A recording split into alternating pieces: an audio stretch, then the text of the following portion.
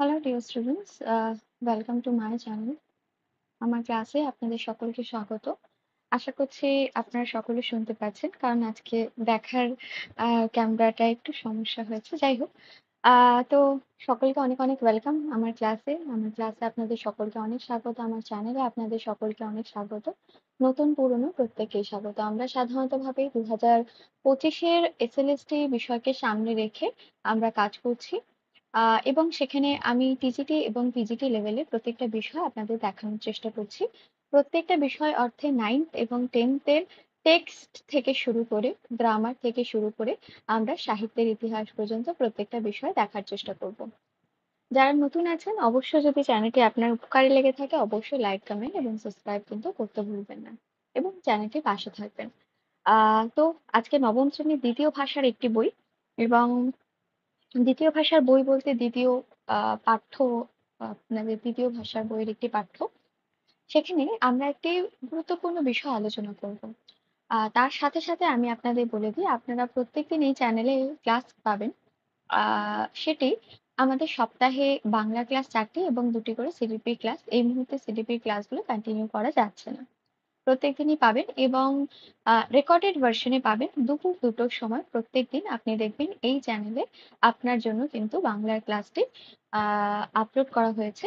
আপনারা বাংলার সমধর্মীয় মানে ডাব্লিউবি, ওয়েস্ট বেঙ্গল, বেঙ্গলির ক্ষেত্রে আরো যেসব পরীক্ষাগুলো আছে সেসব পরীক্ষার জন্য আপনাদের এই ক্লাসগুলো হেল্পফুল হতে পারে। বিশেষত যেগুলো হেল্পফুল আমাদের সামনে আসা 7ই সেপ্টেম্বর এবং 14ই সেপ্টেম্বর টেন্টেটিভ ডেট অনুসারে WBSLST 2025-এ কিন্তু আপনার জন্য উপকারী হতে পারে। চেষ্টা করব খুব সহজ ভাষায় প্রত্যেকটা বিষয়কে উপস্থাপন করার। মনে হবে বিষয়টা অনেকটা বেশি টাইম স্পেন্ডিং, কারণ একটু আলোচনা সাপেক্ষ বিষয়টা। আমি ভেবেছিলাম কিছু বিষয়গুলো শুধুমাত্র প্রশ্নের আকারে বলে বা জানিয়ে আপনাদের কাছে তথ্যগুলো তুলে ধরবো, কিন্তু কিছু কিছু বিষয় রয়েছে নবম শ্রেণীর দ্বিতীয় ভাষা বা অন্যান্য বইয়ের ক্ষেত্রে, যেমন ধরুন এই অধ্যয়ন এবং জ্ঞান লাভ বা যাত্রা বা এর গগনপেটো এই ধরনের যে প্রবন্ধ গ্রন্থ বা গল্পগুলি রয়েছে, এগুলো মূলত ভাবে না, কোয়েশ্চেন অ্যান্সারের থেকেও আপনাকে যদি পড়ে বোঝানো হয় সেটি আপনার জন্য বিশেষ উপকারী হবে বলে আমার মতামত। অবশ্যই ধৈর্য ধরে ক্লাসটি দেখবেন এবং যদি মনে হয় একটু স্পিডে বলা দরকার বা কিছু, সেখানে দাঁড়িয়ে চেষ্টা করবেন যে মোবাইলের সেটিংসে গিয়ে আপনি কিন্তু স্পিডটা একটু বাড়িয়ে নিতে পারেন, ঠিক আছে? যেরকম বলি প্রত্যেক দিনের মতো আজকেও বলবো। আজকে আমাদের টপিকের নামটা হচ্ছে অধ্যয়ন এবং জ্ঞান। আমাদের জ্ঞানলাভ লিখছেন প্রফুল্লচন্দ্র রায়। এক্ষেত্রে আমি আপনাদের বলে রাখি যে আমরা যখন আহ, এই টপিকটিকে পড়বো তার সাথে সাথে আপনার মনে হতে পারে যে লেখক সম্পর্কে কিছু পরিচিতি হয়তো আমাদের কাছে থাকা প্রয়োজন, অবশ্যই থাকা প্রয়োজন। চেষ্টা করবেন বইয়ের পেছনের দিকে যেটুকুনি লেখক পরিচিতি এই মুহূর্তে আপনার কাছে রয়েছে সেটুকুনিকে পড়ার। বিশেষ কিছু অধ্যয়ন করবার চেষ্টা এই মুহূর্তে না করাই ভালো, যদি সেটা আপনার সাহিত্যের ইতিহাসের অংশ না হয়ে থাকে, ঠিক আছে? মূল গ্রন্থ মূল গ্রন্থ আচার্য প্রফুল্লচন্দ্র রায়ের প্রবন্ধ ও বক্তৃতাবলী, ঠিক আছে? এটির মূল গ্রন্থ, অর্থাৎ আপনি উৎস হিসাবে দেখতে পারেন যেখান থেকে এটি নেওয়া হয়েছে, কারণ গল্পটি যখন আপনি দেখতে পারবেন তখন আপনি দেখবেন যে এটি কিন্তু সংক্ষেপিত এবং সম্পাদিত। বেশিরভাগ গল্পই এখানে সংক্ষেপিত এবং সম্পাদিত। এটি নেওয়া হয়েছে আচার্য প্রফুল্লচন্দ্র। আচ্ছা, এখানে চন্দ্রটি আলাদা দেওয়া রয়েছে কিন্তু আপনাদের বইয়ে দেখবেন প্রফুল্লচন্দ্র কিন্তু একসঙ্গে রয়েছে, হ্যাঁ, রায়ের প্রবন্ধ ও বক্তৃতাবলী। এক্ষেত্রে আপনাদের আমি একটা কথা জানাতে চাই যে আপনাদের অনেকেই হয়তো প্রবন্ধের সম্পর্কে কতটা বেশি অবগত বা পাঠ করেন জানি না। মূলত ভাবে আপনাদের বেশিরভাগ ক্ষেত্রে 10th 11 ক্লাসে বেশ কিছু লেখক আছেন যারা কিন্তু মূলত ভাবে প্রাবন্ধিক, এবং তাদের যে গল্পগুলো ছোট সংক্ষিপ্ত আকারে আপনাদের সামনে তুলে ধরা হয়েছে সেগুলো প্রত্যেকটাই কিন্তু এক একটা প্রবন্ধের অংশ। সেক্ষেত্রে আপনি একটু চেষ্টা করবেন যখন প্রবন্ধ পাঠ করবেন একটু সতর্কভাবে, কারণ প্রবন্ধ তথাকথিতভাবে কোনো গল্প কথা নয় যাকে আপনি একবার পড়ে চরিত্রকে আত্মস্থ করতে পারবেন। প্রবন্ধ আপনার সামনে কোনো একটি নির্দিষ্ট বিষয় সম্পর্কে কিছু তথ্যকে উপস্থাপন করে, তার সাথে সাথে এমন কিছু তথ্য থাকে যেগুলো সেই প্রবন্ধ প্রাবন্ধিক অ্যাজ আ সেই নির্দিষ্ট বিষয়ের ডেফিনিশনই ব্যবহার করে থাকে। সেগুলো খুব সহজ ভাষায় আপনি বুঝতে কিন্তু পারবেন না। একটু চলে আসি আমাদের গল্পের প্রেক্ষাপটে, কারণ গল্পের রসবিচার সম্পর্কে জানা আপনার কর্তব্যের মধ্যে পড়ে, আপনার সিলেবাসের অংশ এটি। জেনে রাখবেন যে আমাদের এই যে নির্দিষ্ট পাঠটি রয়েছে অধ্যয়ন এবং জ্ঞানলাভ, যেটি প্রফুল্লচন্দ্র রায় লিখছেন, এটি কিন্তু মূলত ভাবে আমাদের একটি অধ্যয়নের ওপর বেস করে তৈরি হওয়া বিষয়বস্তু। প্রত্যেকটা মানুষ যারা পড়াশোনার সঙ্গে যুক্ত, আপনি টিচার হতে পারেন, আপনি স্টুডেন্ট হতে পারেন, কোনো অ্যাসপিরেন্ট হতে পারেন জবের, যে কোনো ব্যক্তিত্বের ক্ষেত্রে এই বিষয়গুলো উল্লেখযোগ্য। এবং এখানে আমাদের ভারতীয় সংস্কৃতিকে আমরা তুলে ধরতে দেখব। মানে আমাদের কাছে স্টাডি রুম বলে যে কোনো একটা জিনিস থাকে না, বা পড়ার ঘর বলে আপনি সাধারণত ভাবে আমাদের বাঙালিদের ঘরকণায় দেখতে পারবেন না, বা ভারতবাসীদেরই হয়তো দেখা যায় না এরকম একটা জায়গায়। তো সেখান থেকে দাঁড়িয়ে প্রাবন্ধিক পড়ার ঘর কতটা ইম্পর্টেন্ট এবং ছাত্র জীবনে পড়াশোনা কতটা ইম্পর্টেন্ট, সেই জায়গাটাকে কিন্তু একটু ব্যাখ্যা করার চেষ্টা করেছেন। আমরা সহজ ভাষায় বিষয়টাকে বুঝবো, একটু ধৈর্য সহকারে শুনবেন কাইন্ডলি। যদি দেখতে অসুবিধা হয়, কি করবেন বলুন তো, স্ক্রিনটা একটু জুম করে নেবেন। একটু দেখি, আমি যখন নিজেকে ছাত্র বলে সরাসরি পাঠে প্রবেশ করছি, অধ্যয়ন এবং জ্ঞানলাভ, এটি আমাদের অধ্যয়ন কথার অর্থ আপনারা জানেন যে অধ্যাবসায় আমাদের পড়াশোনা করা এবং তার সাথে সাথে জ্ঞান লাভ করা, যেটাকে নলেজ বলা হয়ে থাকে। আপনি পড়লে তারপরে জ্ঞান লাভ করতে পারবেন। এই নামটি আপনি মাথায় রাখবেন, অধ্যয়ন এবং জ্ঞান লাভ। লিখছেন প্রফুল্লচন্দ্র রায়। ইনি কিন্তু একজন প্রাবন্ধিক ছিলেন এবং আপনার এই নির্দিষ্ট পাঠ্যটি একটি প্রবন্ধের কিন্তু অংশবিশেষ। কি বলছে দেখুন, আমি যখন নিজেকে ছাত্র বলে গণ্য করি, ওই জীবন ত্যাগ করে একদিনও অন্য জীবনে পদার্পণ মানে পা ফেলার চেষ্টা করিনি, করেছি বলে আমার মনে হয় না। ছাত্রানাং অধ্যয়নং তপ, পুরো লাইনটা তুলে আসে, বিশ্বাস করুন। বিভিন্ন সময় দেখা গেছে ছাত্রানাং, এটা মূর্ধন্য, হ্যাঁ, ছাত্রানাং অধ্যয়নং তপ, বাস্তবিকভাবে এটা কিন্তু ঋষি বাক্য বা বড় সত্য বলতে পারেন, বড় সার কথা। সার কথা কথার অর্থ কি, যেটা আপনার পুরো একটি গল্পের মূল নির্যাস। এই পুরো গল্পটা পড়ে আপনি হয়তো সেই নির্যাসটি পাবেন, যে ছাত্র জীবনে অধ্যয়ন করাই হচ্ছে তপস্যার সমান। এই অর্থে আপনি বিষয়টাকে দেখবেন। কি বলছে দেখো, আর আমাদের এই ছাত্র জীবনে গার্হস্থ্য জীবনের পার্থক্যর প্রাচীর বড়ই অমঙ্গল। কোনটি? আমাদের এই ছাত্র জীবনে গার্হস্থ্য জীবনের পার্থক্য প্রাচীর বড়ই অমঙ্গল। গার্হস্থ্য জীবন কি? এই যে আমরা পরিবারের মানুষদের সঙ্গে বেড়ে উঠি, থাকি এবং ছাত্র জীবনের মধ্যে পরিবারের মানুষের সাথে বেড়ে উঠি, এটা কোথাও গিয়ে বড়ই অমঙ্গলকর। কেন অমঙ্গল সেটা দেখবো। ইউরোপীয় অবস্থাপন্ন লোকের একটি স্টাডি বা পাঠাগার থাকে। আপনারা স্টাডি বা পাঠাগার সকলেই জানেন, যেখানে আমরা পাঠ করি, বইপত্র থাকে মূলত ভাবে পড়ার জন্য, স্টাডি রুম যেটাকে বলা হয়ে থাকে। সেখানে প্রবেশ করার অর্থ এই যে কেউ না দেখে বা না ঢোকে। মানে আপনি যখন পড়ছেন সেটা যেন কেউ না দেখে বা সেখানে কেউ না ঢোকে। যেমন আমাদের দেশে ঠাকুর ঘর, ঠিক আছে, ইউরোপীয়দের কি থাকে? স্টাডি ঘর বা পাঠাগার। ভক্ত সেখানে আপন মনে সাধনা করেন, হৃদয় দেবতাকে ভক্তির অর্ঘ্য দান করেন, কিন্তু তার লোকচক্ষুর অন্তরালে, অর্থাৎ মানুষের চোখের অন্তরালে। অনেক সময় আমরা ছোটবেলায় দেখবে চেষ্টা করতাম যে বাবা মাকে দেখিয়ে দেখিয়ে পড়বো। এই যে দেখিয়ে দেখিয়ে পড়ার ব্যাপারটা আপনি যে বুঝতে পারছেন, এটা কিন্তু কোথাও গিয়ে অধ্যয়নের পরিপ্রেক্ষিত নয়, বা আপনি পড়ছেন মানে সেটা সবাইকে জানিয়ে পড়তে হবে এরকম নয়। আর মাথায় রাখবেন, সব পড়াই যে জ্ঞান লাভ সেটাও কিন্তু নয়, ঠিক আছে। দেখুন কি বলছে, আর কেহ দেখে না। আমাদের পাঠাগারে ঠাকুর ঘরের পবিত্রতা মণ্ডিত করতে হবে। পাঠাগারকে কি করতে হবে? ঠাকুর ঘরে পবিত্রতা মণ্ডিত করতে হবে, অর্থাৎ ঘিরে ফেলতে হবে। তাতে নিভৃতে স্থাপন করতে হবে, অর্থাৎ যেখানে কেউ প্রবেশ করতে পারে না, একটু আলাদা ভাবে, যেখানে সাধারণের প্রবেশ থাকে না, এরকম একটা জায়গা স্থাপন করতে হবে, যেন চপলতার গোলমাল সেখানে না পৌঁছায়। বুঝতেই পারছি, সেখানে যেন কোনো ধরনের সাধারণ গোলমাল যেন না পৌঁছায়, আওয়াজ বা অন্যান্য কিছু যেন না পৌঁছায়। আমাদের দেশের অনেক ছাত্রই বাড়িতে থাকেন, আবার অনেকে মেসে থাকেন। কোথায়? মেসে। মেসের সম্পর্কে আমরা কিছু এখানে তথ্য জানাই। এখানে ছাত্রের প্রধান বিপদ এই যে তার কোনো স্বতন্ত্র পাঠাগার থাকে না। বড়লোক বড় বাড়িতেও থাকেন, নানা কাজের বন্দোবস্ত, পরের পাতায় আমরা যাচ্ছি, জন্য তাদের অনেক ব্যয় করতে হয়। কিন্তু বাড়ির ছেলে কিরূপে কোলাহলের বাইরে নির্জনে, অর্থাৎ যেখানে কোনো মানুষজন থাকবে না, বসে পড়াশোনা করবে, সাধারণ কোনো বাড়িতে তার বন্দোবস্ত থাকে না। মূলত ভাবে বলতে চাইছে আমাদের এখানে বিশাল বড় বড় বাড়িতে বিভিন্ন ধরনের জিনিসপত্র তৈরি হয় এবং তাতে প্রচুর মানুষজন কিন্তু খরচাপাতি করেন বা টাকার ব্যয় করেন।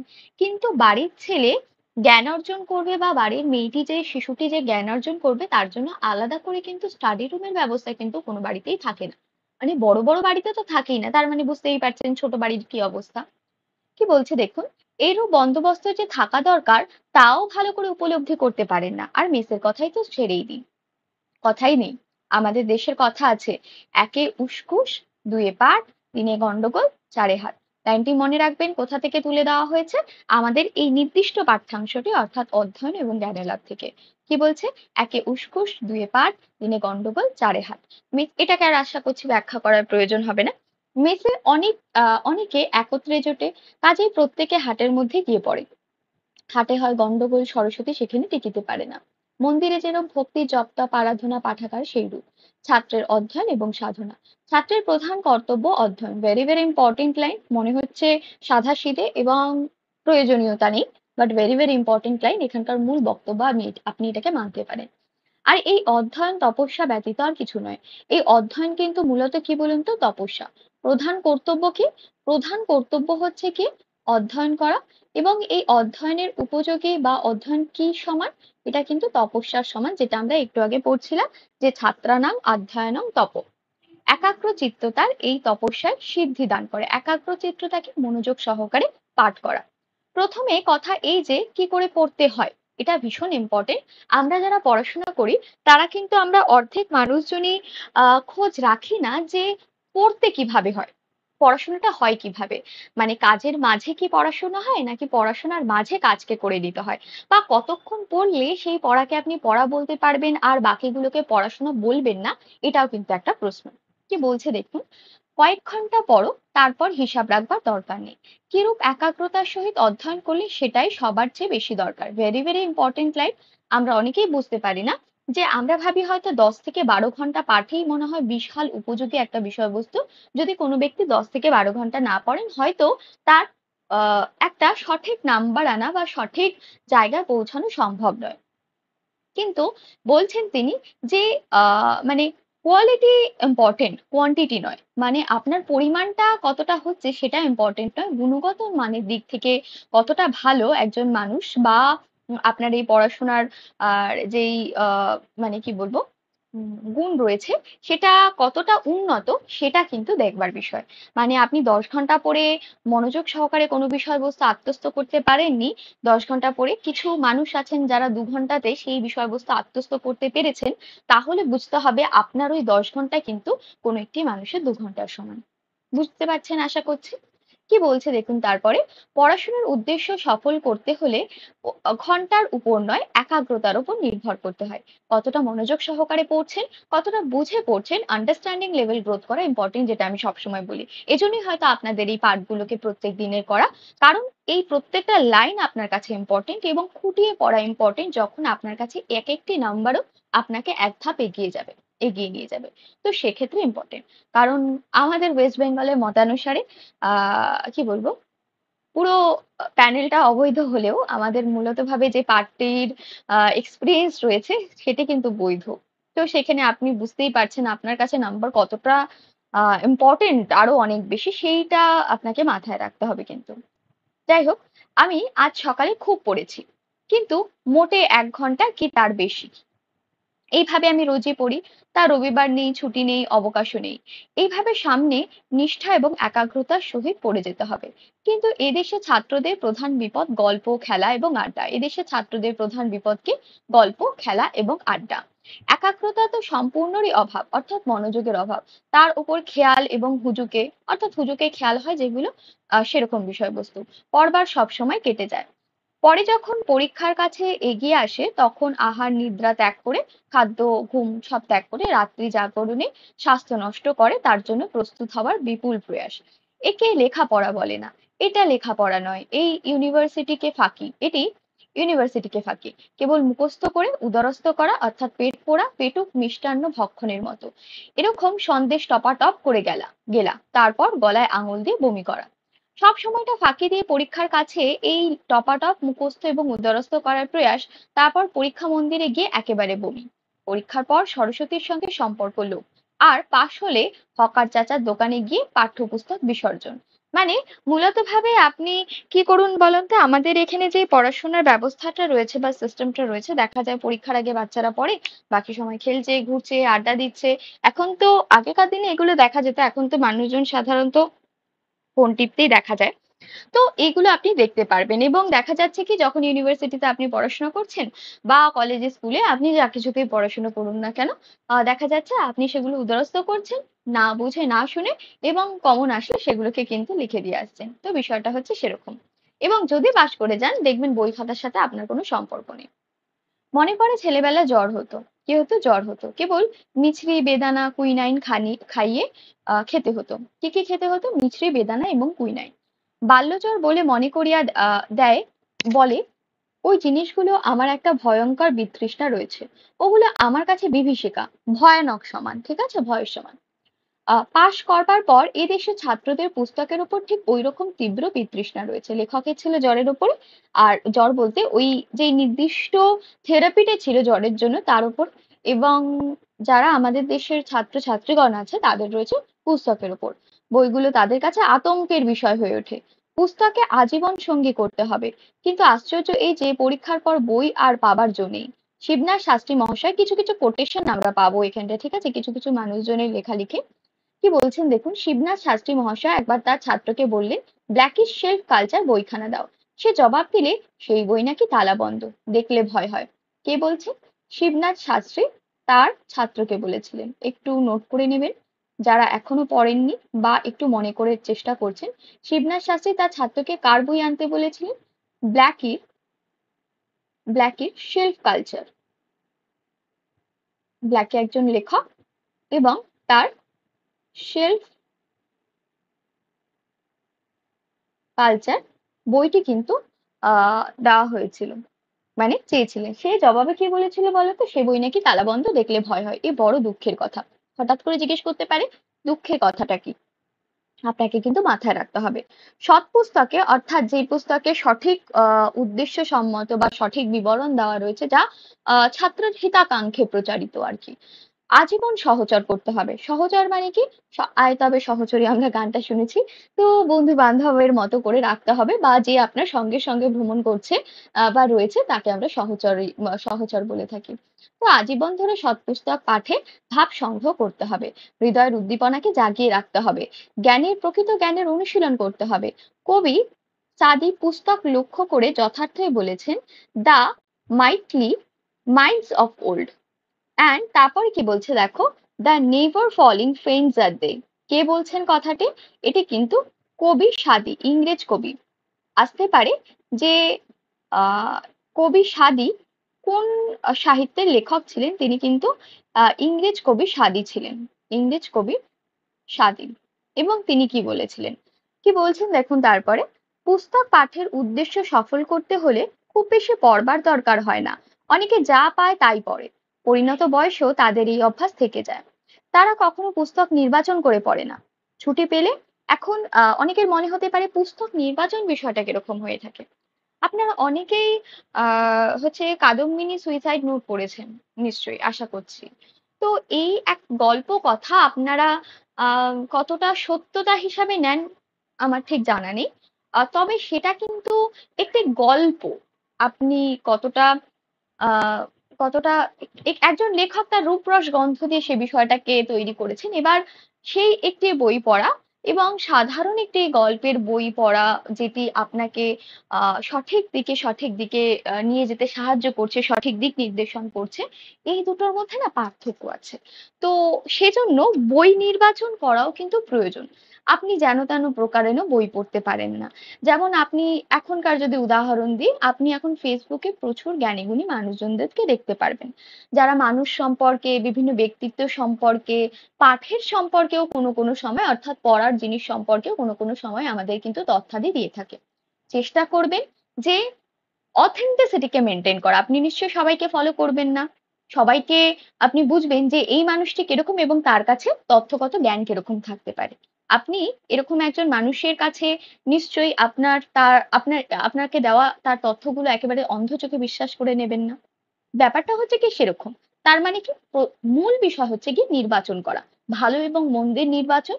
তো বই পড়ার ক্ষেত্রেও আপনাদের কিছু কিন্তু নির্বাচন করতে হয়।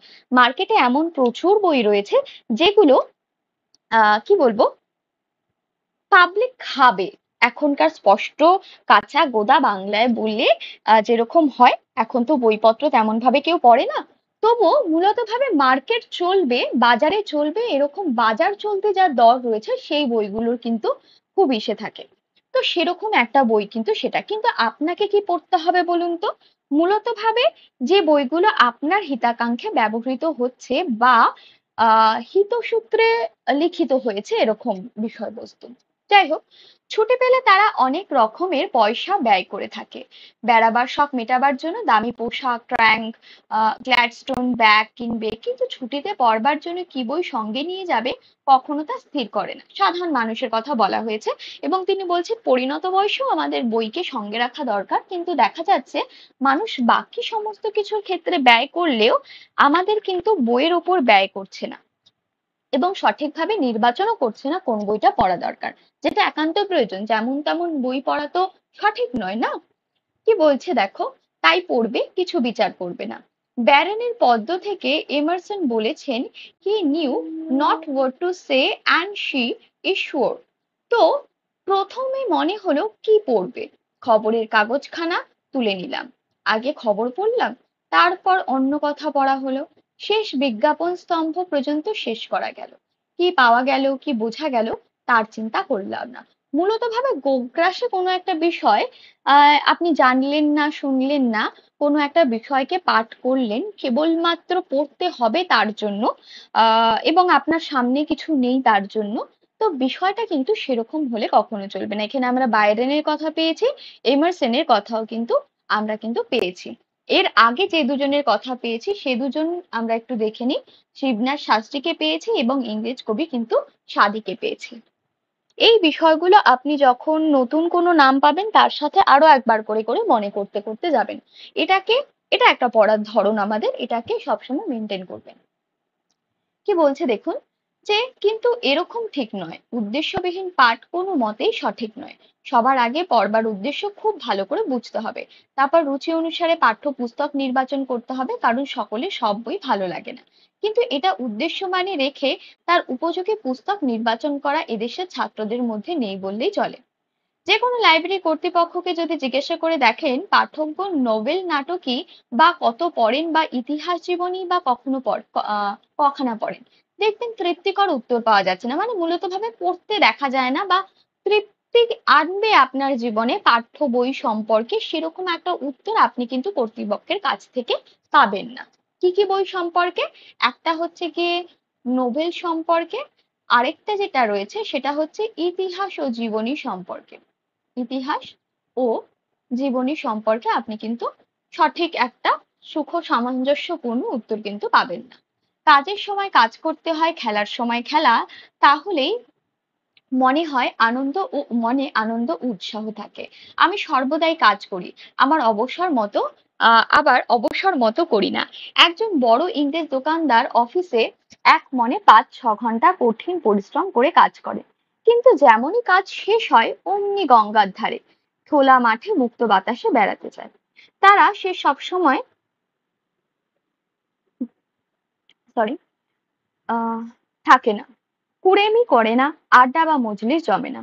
কিন্তু আমরা স্বাস্থ্য রাখতে জানি না, সময়ে কাজ করি না, তাই শরীর এবং মন সময় দুয়েরই অপব্যয় হয়, স্বাস্থ্যও থাকে না, কাজও ওঠে না। এদেশে শুধু বই পড়িয়ে বিদ্যে শেখানো হয়, কিন্তু ইউরোপে সাধারণ পুস্তক পাঠের সঙ্গে প্রকৃত উন্মুক্ত বিশাল গ্রন্থ পাঠ করে জ্ঞানার্জন করার প্রবৃত্তিকে জাগিয়ে দেয়। প্রকৃতির উন্মুক্ত মানে প্রকৃতি থেকে আপনি, নেচারের থেকে আমরা প্রচুর শিক্ষা পাই, আপনারা জানেন সকলে। এবং আত্মস্থ করতে পারি প্রত্যেকটা বিষয়কে প্রকৃতির সংস্পর্শে আমরা খুব সহজেই। তো সেই জায়গাটা কোথাও গিয়ে ইউরোপে কিন্তু এখন কিন্তু অ্যাট দ্যাট টাইমও কিন্তু উন্মুক্ত ছিল, এখন তো আরো বেশি ভালো জায়গায় গেছে। কি বলছে দেখো, শুধু বই পড়ে কত শেখা যায়। নিজের চেষ্টায় বিশ্বরাজ্যের নানা অদ্ভুত ঘটনা নিপুণ চোখে পর্যবেক্ষণ করতে হয়। নিপুণ চোখে মানে সূক্ষ্ম চোখে পর্যবেক্ষণ করা বা দেখা, তবেই তো প্রকৃতি থেকে জ্ঞান অর্জন সম্ভব। আমরা প্রচুর জিনিস আশেপাশে মানুষজন থেকে প্রকৃতি থেকে কিন্তু শিখি। আর কিভাবে শিখি বলতো? যখন নিজে চোখে একদম সূক্ষ্ম নেত্রে দেখি, তখন কিন্তু দেখি। পুঁথিগত বিদ্যার দৌড় কখনোই বেশি হয় না। খুব ইম্পর্টেন্ট, রবীন্দ্রনাথ ঠাকুর বারবার এই কথা বলেছেন যে পুঁথিগত বিদ্যার দৌড় কিন্তু খুব একটা বেশি দূর হয় না।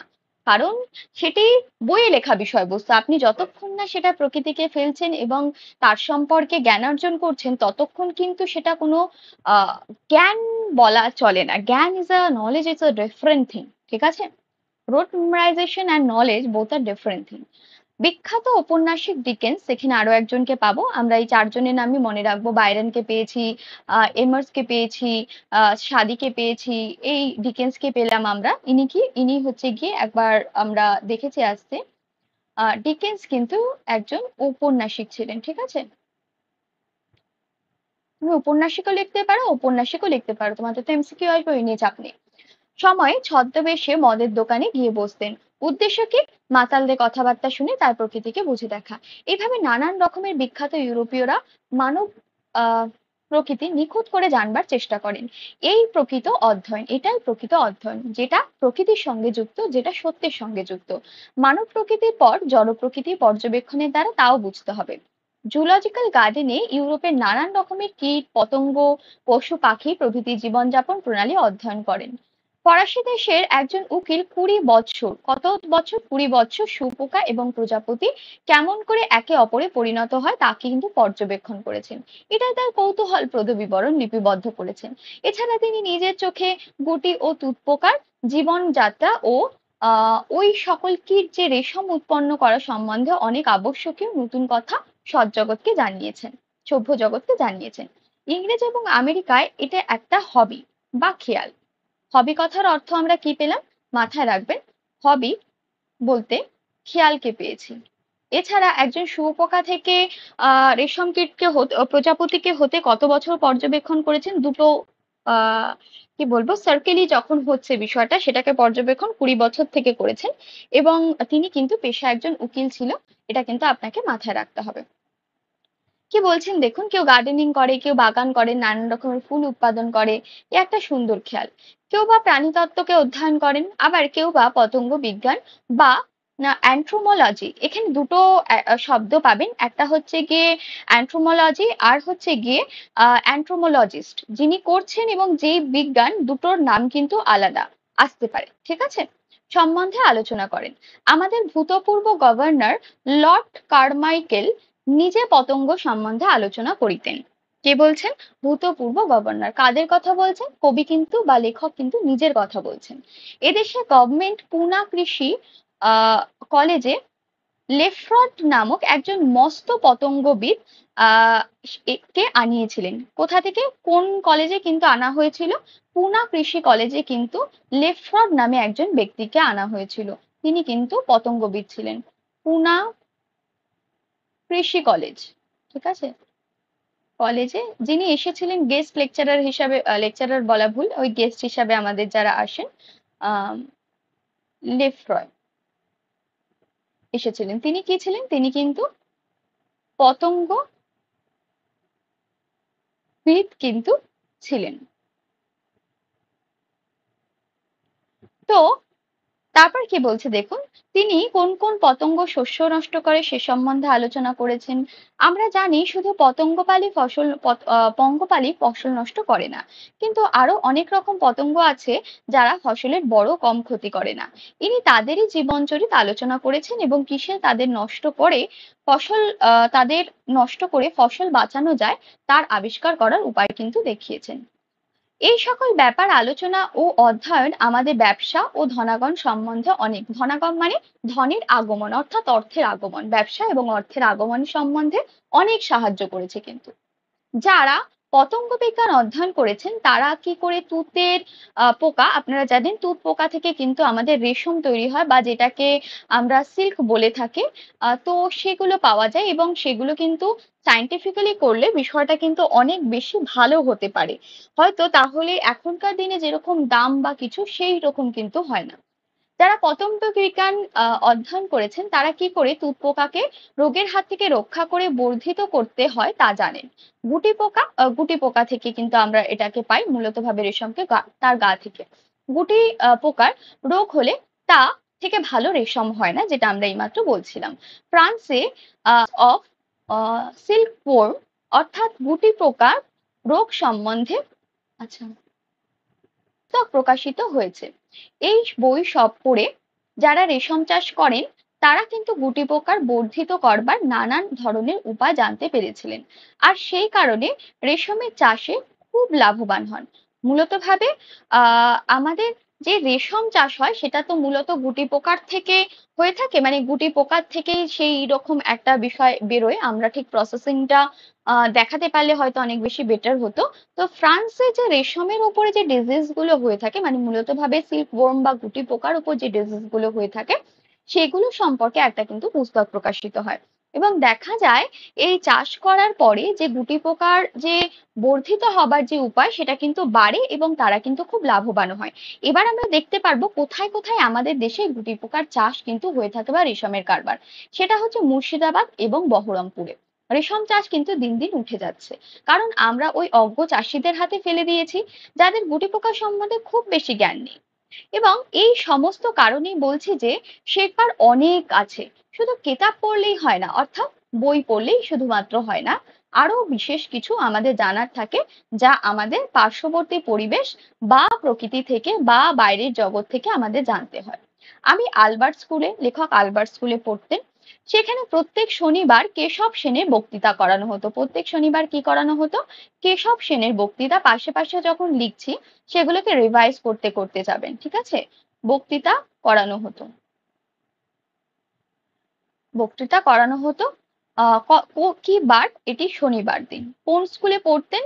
অ্যালবার্ট স্কুলে কিন্তু পড়তেন। কে পড়তেন? আমাদের লেখক কিন্তু পড়তেন। কি বলছেন? তিনি এক সময় বলেছিলেন, বাঙালি ছেলে লেখাপড়া শেখা যেন বালিশের খোলা তুলোর পুড়ে দেওয়া, মানে বালিশের খোলের ভেতরে তুলো পুড়ে দেওয়া, কেবল ঠাসা আর গাদা। তার উপরে অভিভাবক সর্বনাশ করেছে। স্কুলে ছুটি হলেই মাস্টার বাবুকে ছেলের পেছনে লেলিয়ে দেবেন। ছেলে বিদ্যে শিখবে। এরা হচ্ছেন মার্ডারার অফ বয়, অর্থাৎ বালকহন্তা। কারা বালকহন্তা? বালকহন্তা হচ্ছে কি বাবা মারা। বালকহন্তা বা মার্ডারার অফ বয় হচ্ছে গিয়ে বাবা মায়েরা, বা আপনি গার্জেন বা যাই হোক না কেন বলতে পারেন। কারণ স্কুলের ছুটির পর অন্তত 2 থেকে 2.5 ঘন্টা খেলা চাই। সেই সময় খেলার মাঠে ছোট দৌড়াও, লাফাও, নদীতে নৌকা বাও, তাতে স্বাস্থ্য থাকবে, মনে প্রফুল্লতা আসবে। তা না হলে বাড়ি এসেই কেতাব নিয়ে বসো। তারপরে কোনো ছেলে কোন বিষয়ে ব্যাকওয়ার্ড অর্থাৎ কাঁচা, তেমনি প্রাইভেট টিউটর লাগিয়ে দাও। অর্থাৎ কোনো বিষয়ে আমরা পিছিয়ে থাকলে দেখবে টিচার চেঞ্জ করে দেওয়া হয়, অন্য একটা বিষয়ের জন্য সাবজেক্ট টিচার নিয়ে আসা হয়, বা একটা জায়গায় দুটো টিচারকে দেওয়া হয়। বাট ইট ডাজন্ট ম্যাটার কি যে আমরা কিভাবে বিষয়টাকে প্রেজেন্ট করছি সেটা ম্যাটার করছে। এটা ম্যাটার করে না কি যে কোন বিষয়টার জন্য কতগুলো টিচার আছে এবং সে কত কত ঘন্টা কিন্তু পড়াশোনা করছে, এটা কিন্তু ম্যাটার করে না, ঠিক আছে? একটু তারপরে চলে যাই। ইংরেজি একটি, সংস্কৃত একটি, সব বিষয় একটি একটি করে যেরকম টিউটর থাকে। টিউটরের ঠেলায় বেচারা ছাত্র একেবারে ডাল অর্থাৎ গাধা হয়ে ওঠে। নিজের ভাববার আর নিজের উপর নির্ভর করবার শক্তি তার একেবারেই লোপ হয়। যখন নিজের ভাববারই ক্ষমতা থাকে না, একজন টিচার তার হয়ে ভেবে দিচ্ছেন, তুমি এই অঙ্কটা পারছো না, আমি রেখে দিচ্ছি।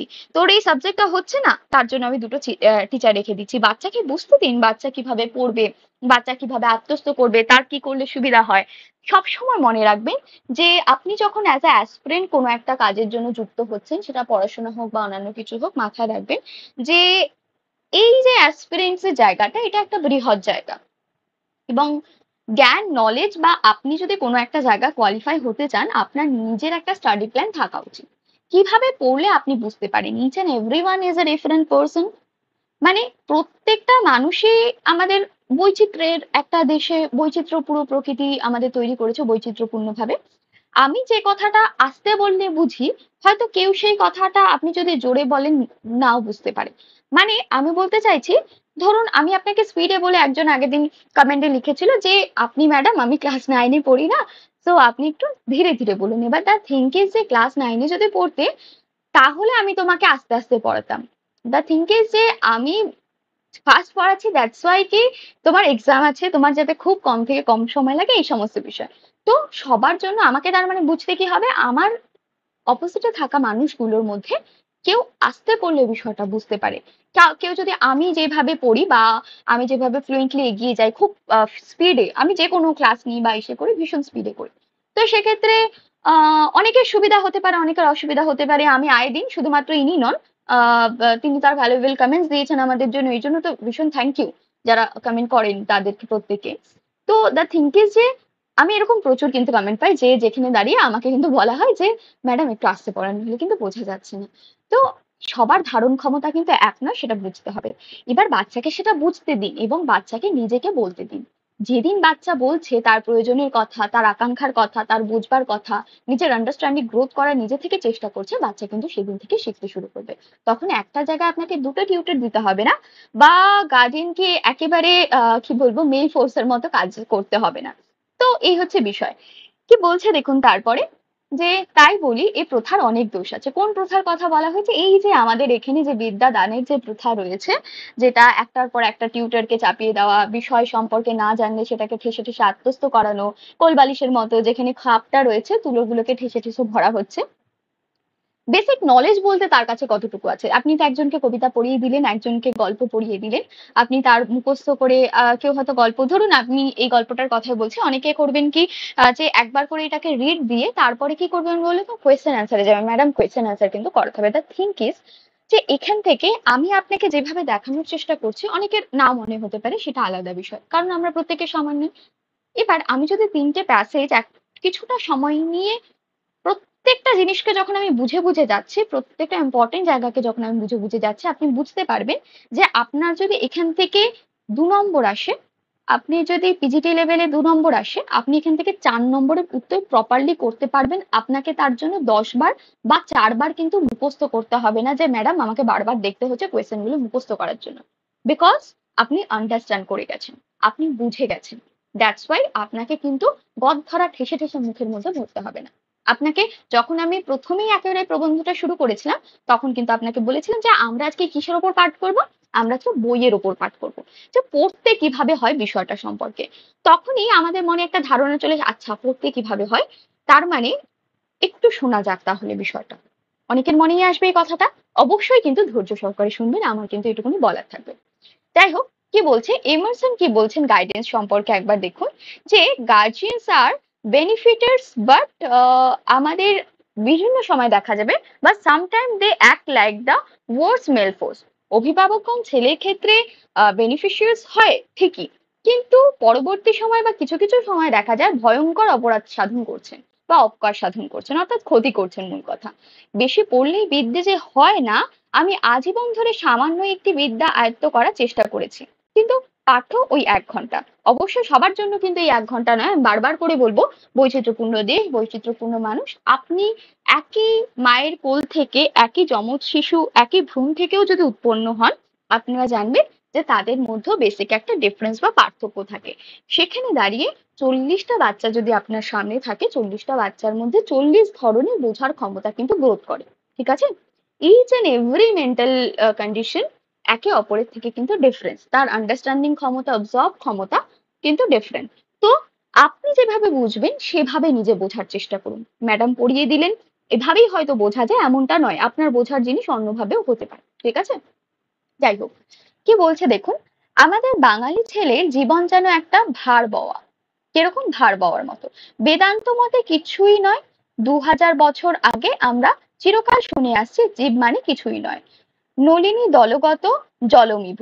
এর একটা প্রভাব জাতীয় চরিত্রে তো আছেই। আমরা সকলেই খানিকটা স্বীকার করে নিই যে জীবন একটা দুর্বহ ভার, তার উপরে আবার এই ভয়ঙ্কর জীবন সংগ্রাম। সকাল 8টার সময় বাড়ি থেকে দৌড়ে দৌড়ে ম্যালেরিয়া জীর্ণ শরীরখানিকে নিয়ে ডেলি প্যাসেঞ্জারি করা, অর্থাৎ কলম পিষে জীবিকা অর্জনের জন্য শহরের দিকে ছোটাছুটি করা। দিন যে কোথায় দিয়ে চলে যায় দুর্ভাগ্য বাঙালি তা জানতে পারে না। পৃথিবীর কোনো আনন্দই সে উপভোগ করতে পারে না। আকাশের উন্মুক্ততা, অর্থাৎ আকাশের যেই খোলা মুক্ত ভাব, আহ আলোকের হাসি, বাতাসের সুখময় স্পর্শ কিছুই তার প্রাণে সজীবতা বা নবীনতা আনয়ন করে না। লাবকের জীবন সুখ নামে একখানি পুস্তক আছে। লাবকের কার আছে? লাবকের জীবন সুখ নামে। একটু লিখে দিই, লাবকের জীবন সুখ। আমরা সব সময় না এই বিষয়গুলোকে লক্ষ্য করি না, ফ্লুয়েন্টলি পড়ে যাওয়ার সময় তার জন্য একটু লিখে দেওয়া, যে যাতে আপনারা সতর্ক থাকেন। একটু দেখে নিন।